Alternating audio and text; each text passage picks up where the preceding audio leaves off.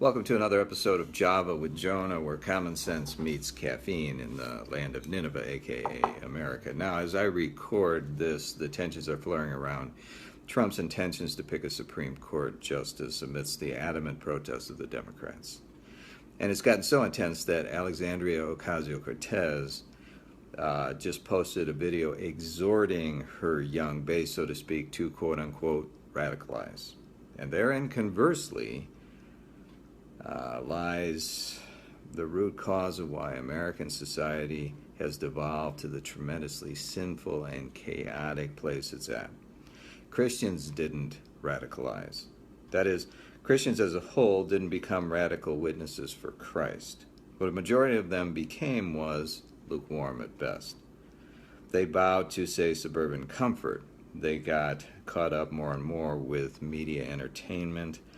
They got swept up in attaining more and more material items. So in the face of an absolute genocide with abortion, they remain for the most part silent, with maybe a few token pro-life gestures here and there by some. In the face of the deconstructing of the traditional marriage and family, which is God's template, they looked the other way, co-opting the new buzzword tolerance. Some churches even split, with factions actually adopting the sin behavior outright.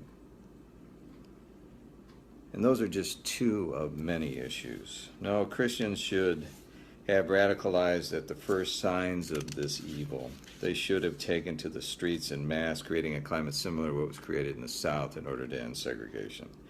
Christians should have been all along living radical lifestyles that had them rolling up their sleeves and growing into the inner cities of our country, living in solidarity with the poor, helping them way more. American Christians should have been sacrificing to the hilt and undertaking radical giving into the third world where there is so much human suffering.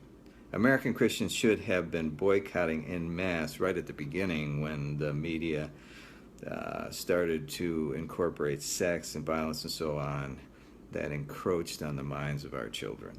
But no, we didn't want to leave the air conditioning or the central heat. And besides, the Browns were playing the 49ers in Monday Night Football. And, you know, the money for the poor, well, yeah, maybe after we build the next house addition. And I mean, anyway, what are the neighbors going to think if I start to radicalize for Jesus? I mean, I think I'm a religious nut or something. And Jesus said, because you are lukewarm, I'm about to spit you out of my mouth.